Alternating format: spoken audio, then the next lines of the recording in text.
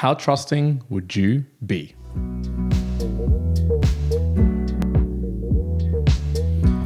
Welcome back, mere mortalites, to another edition of the Mere Mortal Book Reviews. Yes, you have not heard my silky voice or my face for a little while. I have been MIA, traveling the world, but I am back to give you another book review, another juicy set of information so you can take away and decide whether you want to read this book or not, or at least take some learnings away from it. So I've got Before I Go to Sleep by S.J Watson.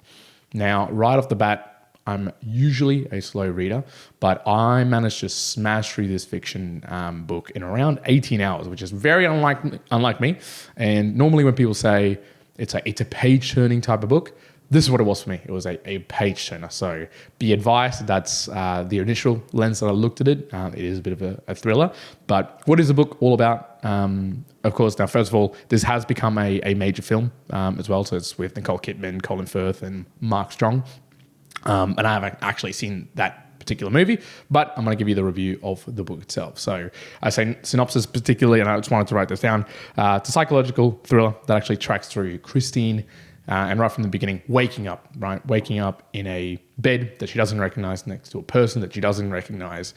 And the book follows a storyline utilizing a journal entry of sort to help Christine and the reader understand how is she evolving from her amnesia. So you'll find throughout the book that she has had some sort of accident, some sort of traumatic effect where her short-term memory loss is just not working out for her. It's not helping her. She has some long-term memory from way back when she was younger, but essentially 20 years of her life, she's completely forgotten. She has no idea what's going on, and it basically resets every time she goes to sleep, which is a bit strange, but will follow along as a believable storyline. Now, the book tracks through a couple of key figures, which are Christine's husband. There's also Dr. Nash.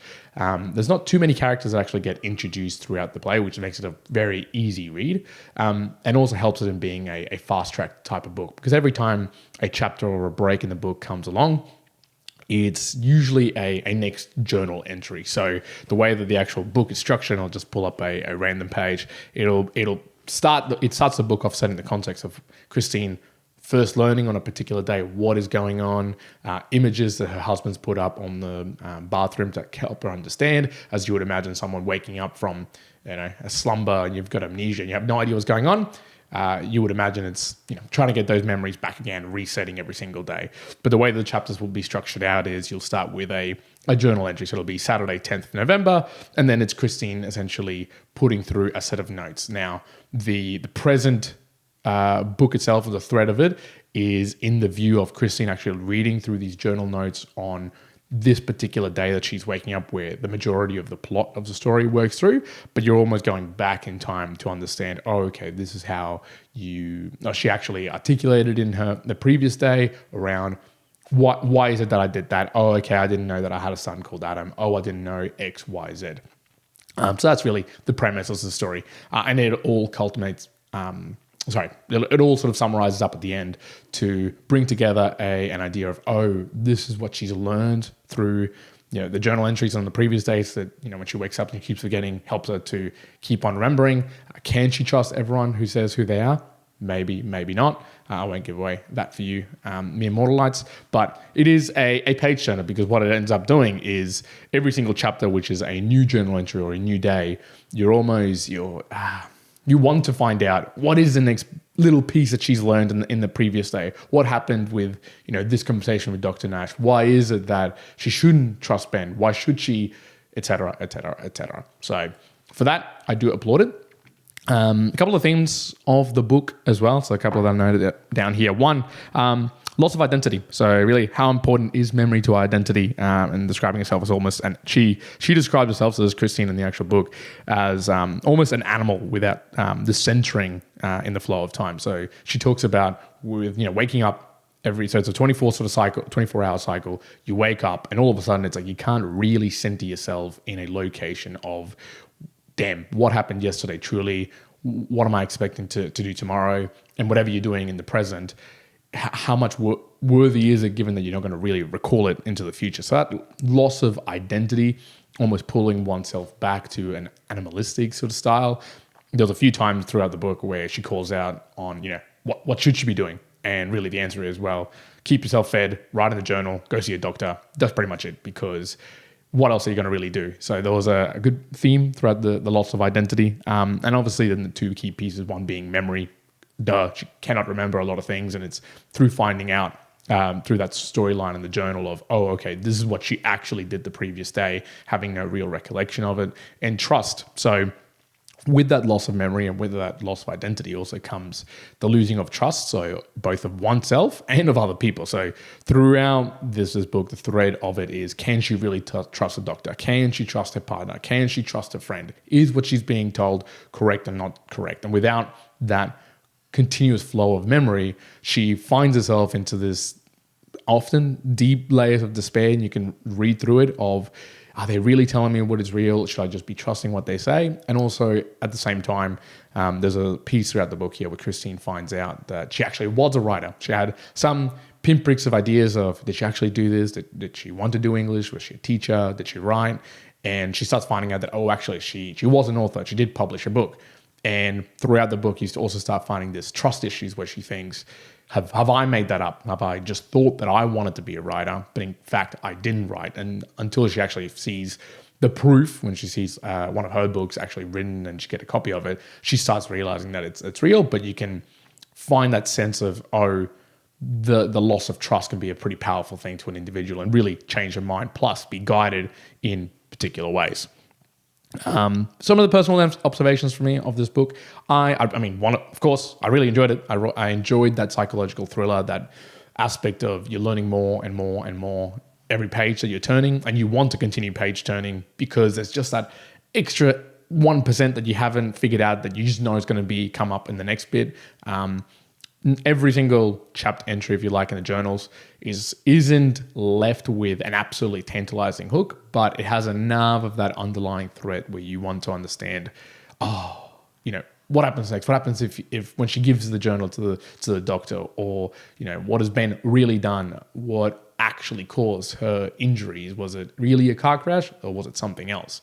What it also kept me thinking, I guess, was, and I haven't read a lot of these books for a long time, that idea that because it's a fiction book, you put yourself in the storyline and almost ahead of the storyline as well. So I found myself quite a bit while I was reading this, especially coffee in hand, going, oh, I can formulate and see what is going to happen.